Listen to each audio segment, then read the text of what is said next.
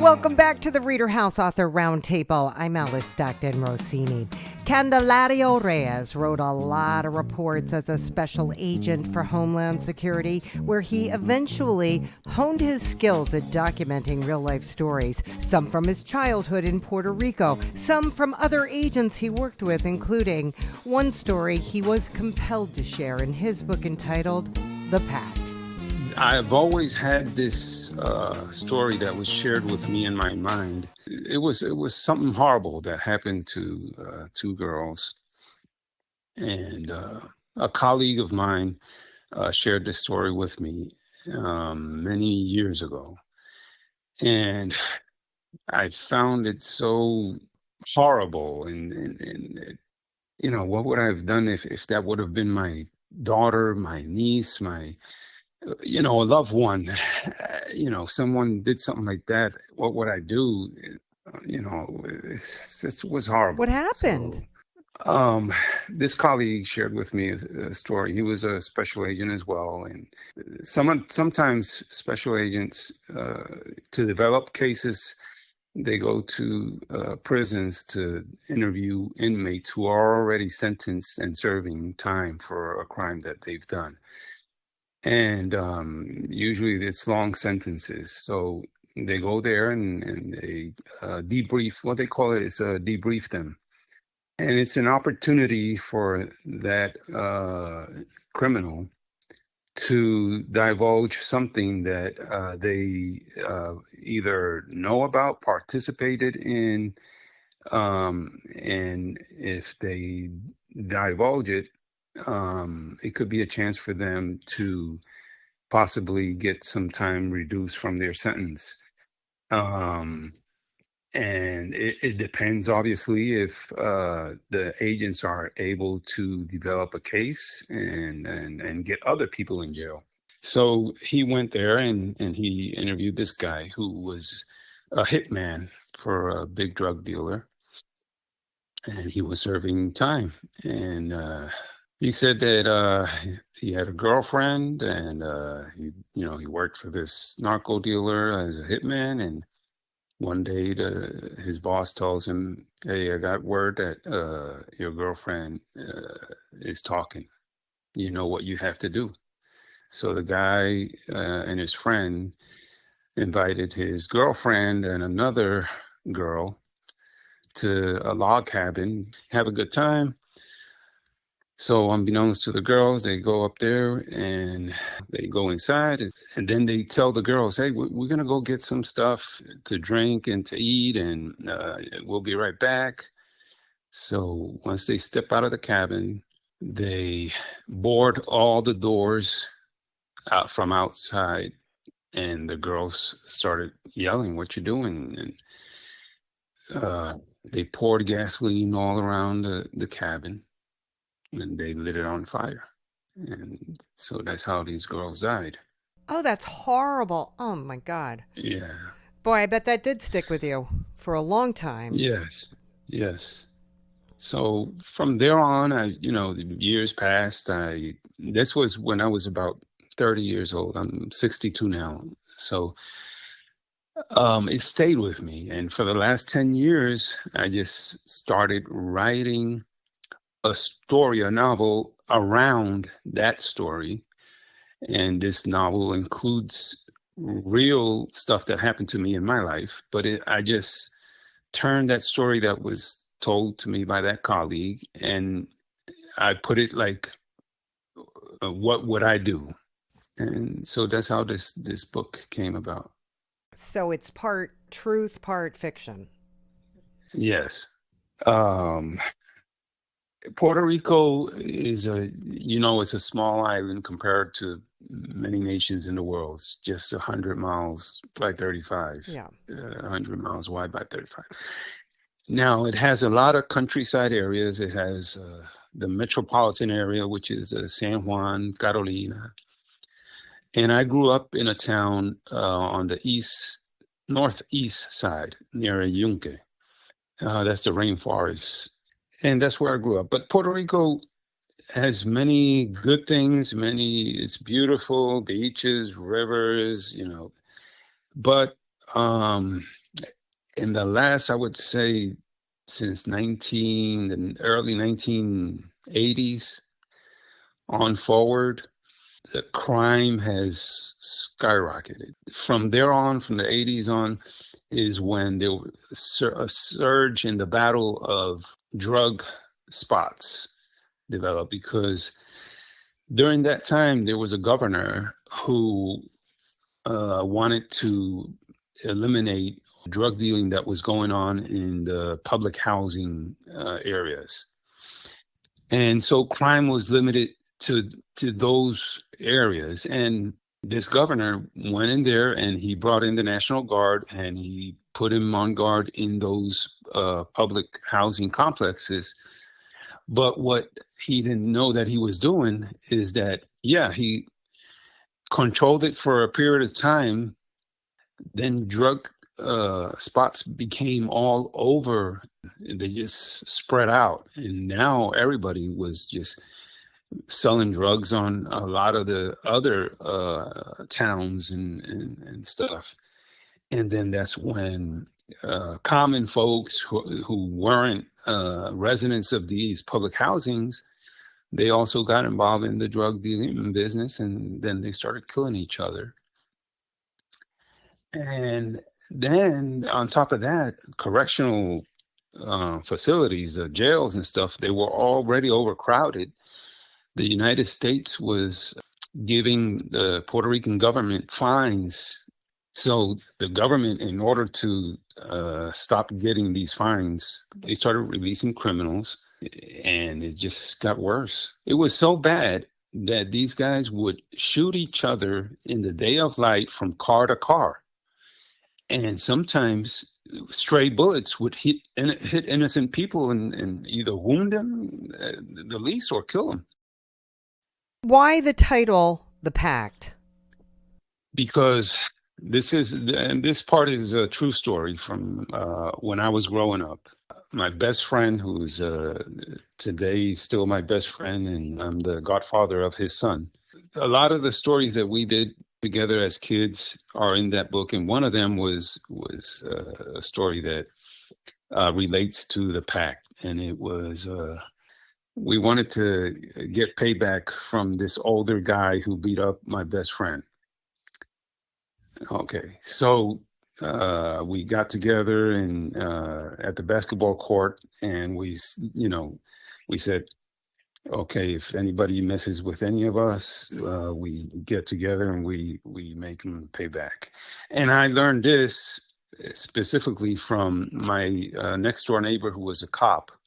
And he told me one time, hey, Carlos, if anyone ever does any shit to you, you let me know, because, he was part of a tight group of cops who had made a pact that if anyone messed with any of them, they or any of their loved ones, they would make sure that that person got retribution.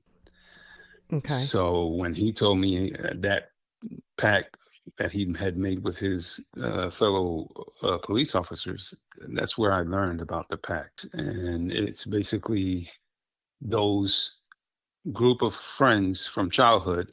They continue to be in contact with each other, but in the end, they get together again to avenge the death of the girl from the story that I told you about in the log cabin.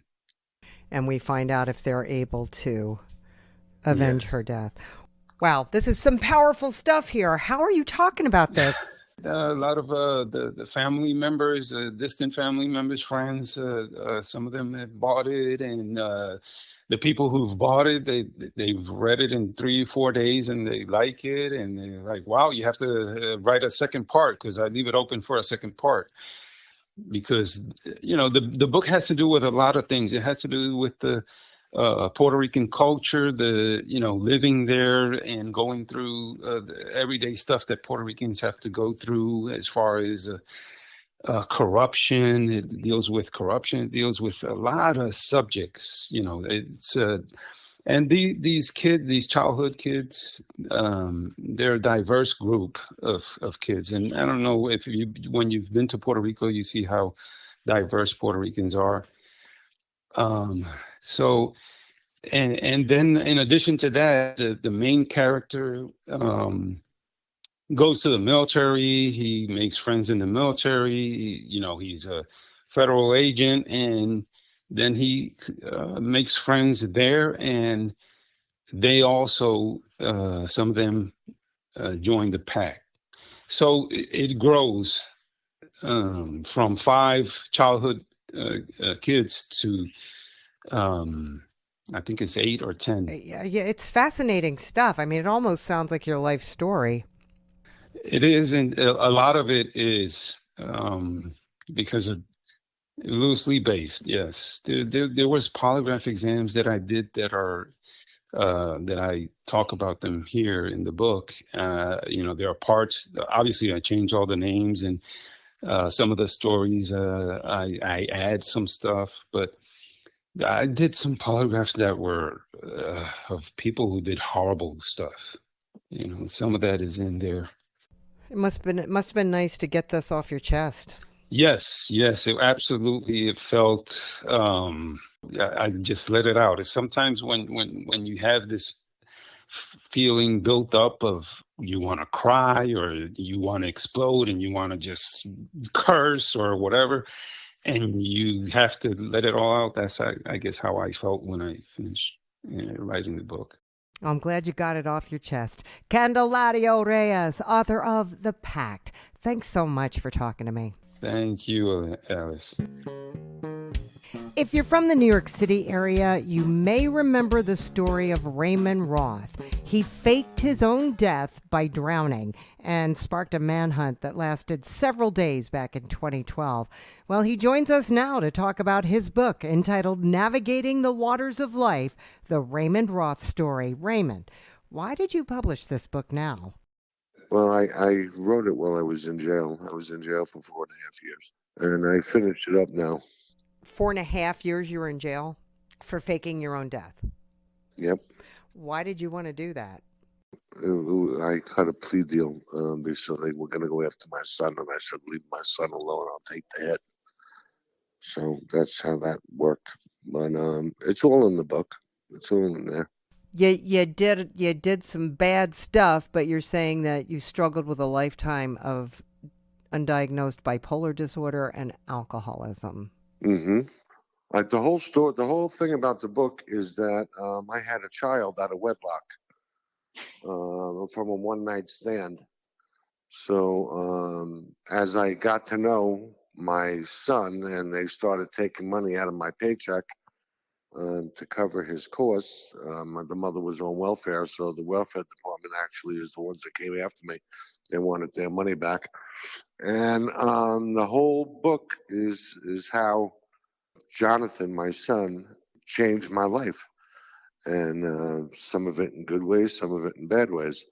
And I found out that his mother was prostituting not only Jonathan, but his half brother to pedophiles to get drug money. And when we caught her doing that, the court finally gave me custody of him when he was 8 years old. So, I mean, there's a lot of ups and downs in the book. And there's a surprise ending. But when they made me take the blood test and everything else back in 92 or 93, I guess it was, when all of these deadbeat dads, that's what they were calling them at the time, right? And they were going after them because the government was supporting all of these women, and all of these deadbeat dads were out there. So this is when they started cracking down on everybody. So they took a DNA test from me, and sure enough, they told me it's my son. So you get custody of Jonathan. Mm-hmm. But how do you end up faking your death? Like what happened that made you want to do that? My wife was driving me crazy, and we signed a prenup when we got married. The reason that we got married was because I got custody of Jonathan, and the court was going to put him in foster care because they said, well, the same situation is going to happen with you. You're not married, and the kid's going to be home all alone.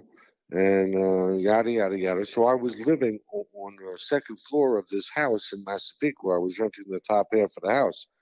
And the people downstairs were having marriage problems because the husband was cheating with the girl across the street.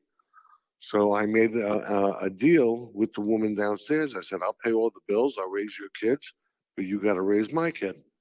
And she agreed, and that's how we got married, and we signed a prenup. So I had to stick around until the youngest kid was 18 years old, and then we would sell the house and split everything up 50-50. And I agreed to that. So at the time when faking my death, the time was up and she didn't want to get a divorce. So we fought and fought and fought and fought. And then I wound up losing my job. I had a very nice job. I lost my job. So I said, enough is enough. Frig this. I'm going down to Florida to start my life over. And you can keep everything. I just don't care. So I faked my drowning and I drove down to Florida. But it only lasted a few days before they figured it out, right? Yes. The gist of it for faking my death, they were putting me in prison. But once they sentenced me to that, I was taking all of these bipolar medicine. When I came back from Florida, I turned myself in to the medical unit, and that's when they diagnosed me with bipolar. So they gave me all of these meds and everything, and I was in La La Land. And then I was drinking after they gave me the sentence of like 3 or 4 months. I had to go to jail, and they gave me that sentence, and I was drinking heavily on those meds, and I don't remember anything else that happened that night. And they told me that I tried to kidnap this lady, and I told her that I was a cop and I wanted her to get in my car and all kinds of crap. So they found out that I wasn't trying to kidnap her, that I thought she was a prostitute. And they added not only the year 1 to 3 for that, for impersonating a police officer, but they turned the 3-month sentence into a 1 to 4. So I was doing 2 1/3 to 7. And out of the 2 1/3 to 7, I did 4.5 years in jail. What happened with your son? My son was out on bail. I took the hit for him. So he was out on bail for conspiracy to commit insurance fraud. So I took the hit so he didn't have to go, but he didn't know that. And we couldn't get in touch with each other because he took off to Ohio and he jumped bail on a $5,000 bail on him. So when they caught him, they put his butt in jail for a year for jumping bail. Have you thought about turning this into a script? Yeah, it would be nice, wouldn't it? It's a very, very good story.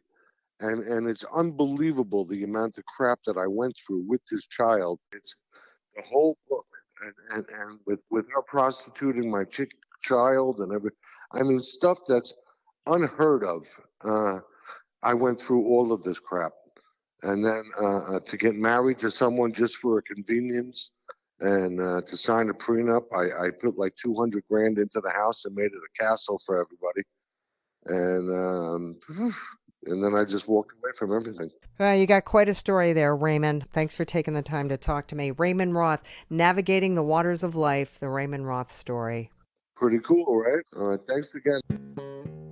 Timothy Hodges has spent the last 3 decades in the elder care business, owning and managing nursing homes, hospice, and assisted living communities. But it was during COVID that he got the idea and had the time to put together his book entitled Underestimated: Unleashing the Power of Hidden Potential.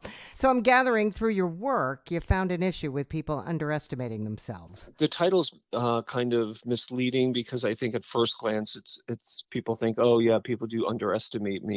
But it's really, yes, about what you said, how people underestimate themselves and their abilities. I mean, everybody, I'm sure you yourself can relate, and the people around you, everybody I know, no matter how successful or, if they're in the midst of struggling now, has some adversity, that they've had to overcome, or many.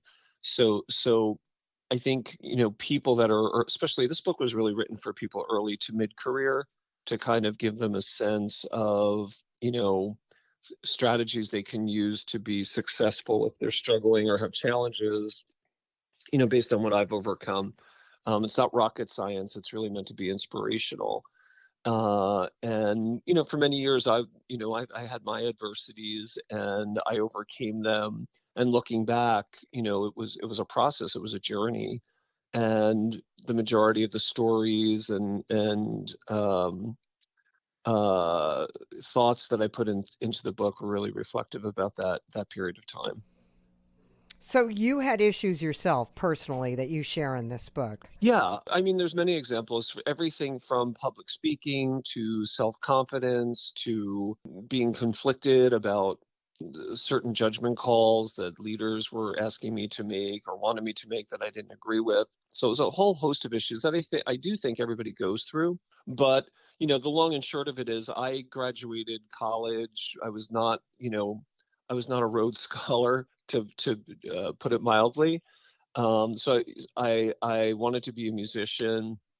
I struggled in science and math topics, and then I got into healthcare accidentally, but not really accidentally, because nobody really goes into healthcare by accident. There's a reason we do it, and that generally is you want to help people, as corny as that sounds, but that is why I did it. But I evolved into more of a business person in the healthcare sector, and I always felt that I had a little bit of an Achilles heel because I wasn't very good at business topics in college, and that wasn't where I naturally progressed to. So I had a little bit of a insecurity regarding that. I was never, I wasn't pegged to be, I wasn't your typical type A leader person. If you met me in my teens or early in my career, in my 20s, I bet you wouldn't say this guy's going to be the COO and CEO of business one day. So that probably lacked, probably a result of lack of self-confidence and some of my what were probably undiagnosed learning disabilities, et cetera. But through the years, I just learned by doing, and I really put in the hours and the hard work. And I got into the office earlier than everybody, and I stayed later than everybody until I figured things out and got the job done. And I think that work ethic that my parents instilled in me, and the good values to have good judgment, because in healthcare, especially in healthcare, you have to have good judgment because there's a lot of, ethical dilemmas, and there's a lot of calls that you have to make that are in the interest of patient care, not money. And not to paint myself as a saint, but I've made many unpopular decisions for companies I've worked for, including my own, based on what the right thing to do is versus what the most profitable thing to do is. So, I had my adversities to overcome, and I tell a lot of those stories in the book. There's a lot of short inspirational snippets of just thoughts and ideas and affirmations, if you will. But they're all really inspired by, overcoming, as again, as corny as this sounds, by overcoming obstacles and challenges and insecurities to win. Yeah. How are you telling people about this? So I, through probably very traditional means, I do a lot of, I guess the main way that I share this is I do probably 50 speaking engagements a year. I do continuing education seminars for nurses and administrators and social workers and other people in the elder care industry. So for some reason, people book me to do speaking engagements for their companies. I still can't figure that out. But I'm honored to do that. And in those sessions, my book is generally not the main topic, although sometimes people do book me to talk about the content. But I always mention, obviously, when I speak, a little bit about the book. And if it's a leadership topic that I'm talking about, I'll use some references from the book or some content from the book as part of the presentation. So mainly through speaking engagements, a little bit of social media. I'm not a fan of overt self-promotion. So I've been kind of fortunate that other people have been, posting unbeknownst to me, some positive comments on their own social media platforms about the book. And I did a book launch party, and so really through social media and through speaking engagements, that's how I've been doing it. I mean, you're really lucky that you go out on speaking engagements on a regular basis. Exactly. You're so lucky. Exactly. Because most people, Yeah. they don't have that. So the most difficult question I get from people is, I don't know how to get my book out there, or I really can't get out of the house, or I'm not good in front of people. Yeah, I'm not shy. Although that's one of the lessons I talked about in my book was I had a huge debilitating fear of public speaking when I started my career. And now I do public speaking as a big part of my career. So I talk about that in the book, about how I overcame that. And a lot of it was just, practice, obviously, and knowing the content you're speaking about really, really well. And then the tactical parts of public speaking sort of take care of themselves. Do you talk about what you do in your book? First of all, it's a short book. It was inspired by books that I read as a young person, like True Success by Tom Morrison, or even Harvey Mackay's book, How to Swim with the Sharks and Not Get Eaten Alive. That was a great book. A lot of business books I read because a lot of, most companies don't do a good job at leadership development. So what I found was you had to kind of, in my career, take matters into your own hands and do a lot of self-work. And that includes reading books like this. But I was never, if I see more than 200 pages, mentally I check out. Plus, I never had the time. So I like a quick read with, like magazine style writing. And that's my style of writing. So it's an easy read, and the audio book came out too. It's an even easier listen. And the one thing I wanted to tell you is I didn't do this to make money. Thank God, because I wouldn't be if this was my if I was doing this just to make money, that would be problematic. I bring complimentary copies of the book when I go out on speaking engagements, because I'm fortunate I can do that, but I'm at the part of my career where I think more about a little bit about legacy. Yeah. Like, what can I leave behind and give to people versus how I've already made my money. I'm more interested in sharing some good lessons to help people. So I'm more prone to share this as part of my speaking engagements complimentary than hawk it for people to buy. Very good. But I'm not opposed to people buying No, it. you can still buy it, Timothy. You can still buy it. So are you done? That's it? No more books, or are you going to keep writing? No, I definitely want to do another one, but I wanted to take this year to take a breather and gain more sort of thoughts and ideas. Okay. I think that's important. So yeah, I'll be back with a second book, but probably not until 2027. Okay. I'll be here. Timothy Hodges, author of Underestimated: Unleashing the Power of Hidden Potential. Thanks so much for talking with me. Thank you. Timothy Kabel has established himself as a full-time writer after retirement. He currently has several books in the works, just a few years after publishing his first book with Page entitled A Resurrection in Bonner's Ferry. Now he's back with The Sea Change of Dr. Abernathy. And I got to tell you, this one it's like your worst nightmare, right? You wait a lifetime to retire, and then boom, all your plans go up in smoke.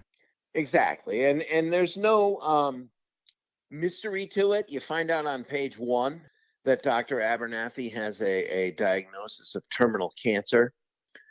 And basically it's about a person who's extremely well educated, extremely meticulous in his planning. He has everything, he has his entire retirement mapped out. And then he gets this diagnosis. And now the point is that he has to change everything and come up with a way of doing things that he wants to do and that are important to him in whatever time he has left. And a lot of people have said to me, oh boy, that has to be depressing. And I can guarantee you totally that it's not. Most people, everyone who's read it has said it's very uplifting. So what happens to him? I mean, he has stage 4 stomach cancer. And as he says, I can buy green bananas, but not too many of them. So basically what he has done, he lives alone. He was divorced for many years and his ex-wife died. His 2 children are adults. And he was a professor at Dartmouth. So he lives in, New Hampshire. And he has decided that for his retirement, now that he's not going to be teaching every day and he's going to be writing full time, he's sort of lonely.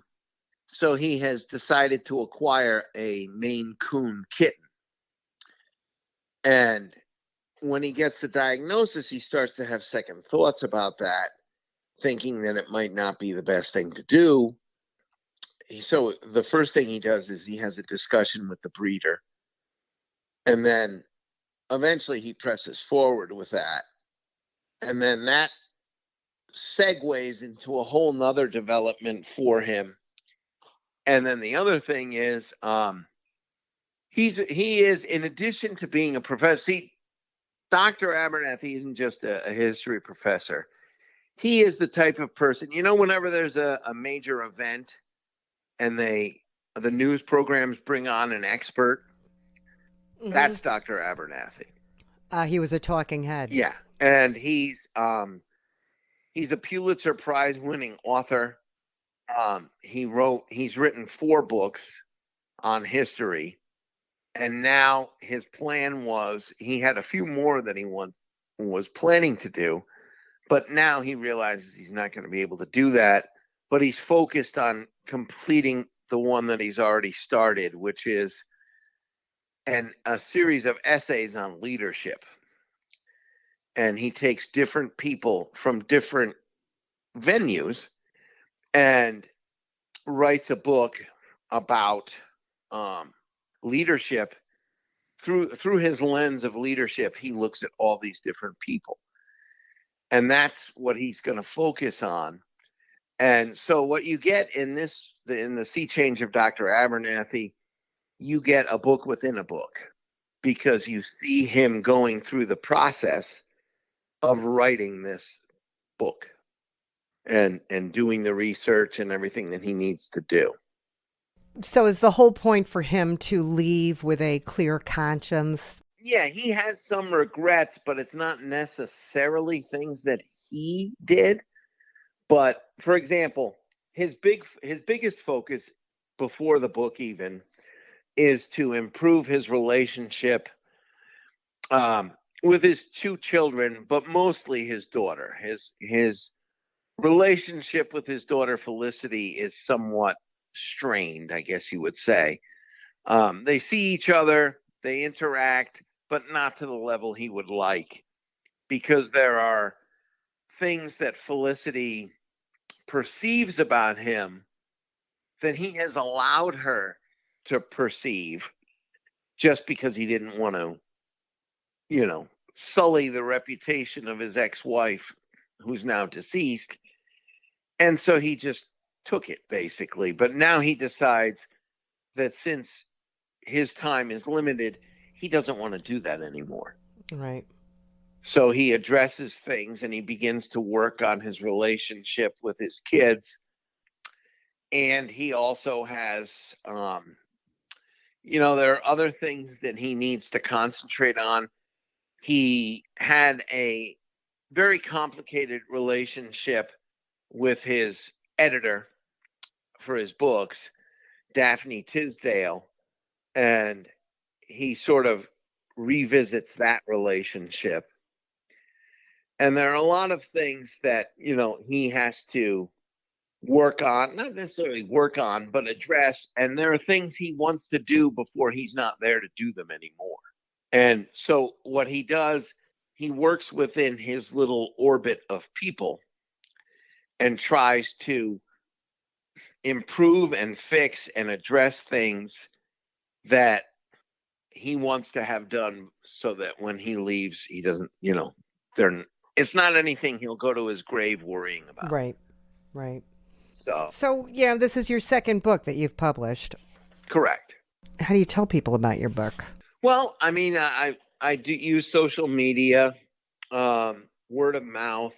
The page does a variety of things. I've also been on a few interview shows. I did one with Ellen Suderth, who does a series of interviews, and she's interviewed me on this book 4 times, and she delves into the various chapters. I'm a member of Connecticut Book Festivals, which is the largest organization of authors in the state. And they have book fairs and book signings. I currently have a medical condition, so I'm homebound. But once that's over, I will be able to attend those events. Great. So you have a whole little network going on. Exactly. That's great. And with the second book now, and my next step is I have a third one. I'm working on getting that one published now so it could come out next year. So, and in addition to that, I also write for Start Spreading the News, which is a New York Yankees fan website. And I write articles for them. I do game recaps. I write, now that there are no more games to recap, I write articles. I'm actually a lead writer for that website. That's great. Yeah, I've written over close to 600 articles for them. Geez, why did you ever bother doing anything else? Well, I had to do something. All right. You are Timothy Kabel, author of The Sea Change of Dr. Abernathy. I'll talk to you next book. Well, thank you very much. Thank you. Jason Retherford can thank his kids in part for helping him make the leap from project manager to children's author and the publication of his book, The Adventures of Chocolate Face Chase. So I've always had just a wild imagination. I'm a bit of just a goofball. I like to have fun and just have, lots of fun with people. So I have 2 kids. My son is the youngest of our 2. And I don't know, I've always told stories about him. I've always made up stories about him. And it just grew from that. There was, I even have one years ago on my iPhone. I made like a little video of him just from pictures. And I made it in here about him going on an adventure and, just things like that. So it grew and I'm like, I can do this. I've read to our kids all the time and I'm looking at these books, these children's books. I'm like, I can write a book. So I just started writing down ideas and it kind of just grew from that. I took a couple writing classes in college and I really enjoyed it. I actually have 2 books. The second one, I just finished the second one last week. There's going to be like 10 in the series. So I hope people enjoy them. How old are your kids now? Daughter is a sophomore in college and our son is a junior in high school. Oh, okay. So they're a long way from kids' books. Right. Yep. So what's The Adventures of Chocolate Face Chase about? Well, he's always liked chocolate all the time. He would have it literally on his face. And that's why I started calling him Chocolate Face Chase. And I'm like, that's a good name for a book. And then I would start telling him adventures about what Chase would do. It's about this boy. He loves chocolate. There's like a chocolate factory by him. And he just heard stories about it and he wanted to sneak into it and taste the chocolate and, see what it was like. So he gets into the factory, he, finds his way into like the inner, rooms, I guess, where the chocolate's held and he tries it and he meets the guy that makes it, who's actually like a wizard. He looks like a wizard. He gives it to him and it's kind of like an origin story. So that's how he got the name Chocolate Face Chase. And then all the other ones, the books that I'm making, he'll have chocolate on his face all the time now. So, because he always has chocolate with him. He's got chocolate on his face for $10. Poor kid. Yeah. All right. Who's Simon Sweettooth? Simon, he's the guy that has a chocolate factory. Do you guys live near a chocolate factory? Yeah, I guess so, kind of. I mean, we're like an hour from Hershey. Yeah, I mean, I've been to Hershey, I don't know how, so many times. That wasn't the reason why, until you said that. I mean, I'm like, yeah, I guess I do kind of live near it. Well, where was this kid always getting chocolate on his face? That's just him. He'd have chocolate milk or, whatever. He'd just have it on his face. He'd have streaks of chocolate coming down his face if he was drinking milk. And I'm like, man, what are you doing? All right. So you've got 10 of these books ready to roll. Do you still have contacts in the school system?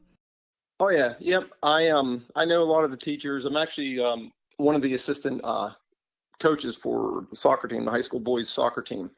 So, I'm a lot of involvement in the community. I referee, I go, church and everything else. So yeah, and I got the gift of gab, so I can talk to anybody. I can just go and start talking to people. So that's so great. That's the hardest thing, Yeah. That for every author I talk to, it's like, I don't know. What advice do you have for them? Just go with it. When the feeling strikes you, just go with it. When you get those ideas, write them down. That's what I do. I'll be in the middle of, Walmart, and I'll get an idea and I'll pull my phone out and start just typing down notes. You never know when inspiration is going to strike, so take advantage of it. Getting the books out there. I'm working on getting some sites built up, some Instagram and everything else. I have a friend of ours who she's going to help me with all that. She has time to do that. I couldn't at the time because of soccer season, busiest time of year for me. But yeah, we're just going to start getting that out there. I'm going to reach out to local libraries and maybe do some book readings for the young kids, try to get into a lot of the elementary schools around here and just, maybe do some readings and try to get the book out there more locally and then hopefully go bigger. Okay. What's next after Chocolate Face Chase? The next book, The Adventures of Chocolate Face Chase and the Caramel Caves. So He finds a map and he finds these caves and a pirate ship. So, yeah. Okay. And we're just going to keep on going. Keep them going. It's exciting. It's fun. You're enjoying this experience. It's a whole different thing for you. It is. It really is.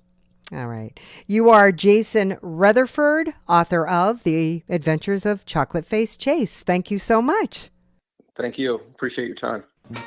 We hope you enjoyed this edition of the ReaderHouse Author Roundtable, where authors from all walks of life come together to discuss the trials, tribulations, and triumphs of publishing their books. I'm Alice Stockton Rossini. We hope to see you back here every Saturday night at 8 o'clock, or listen to our podcast anytime on Spotify, Apple Podcasts, Stitcher, TuneIn, and PodServe, just to name a few.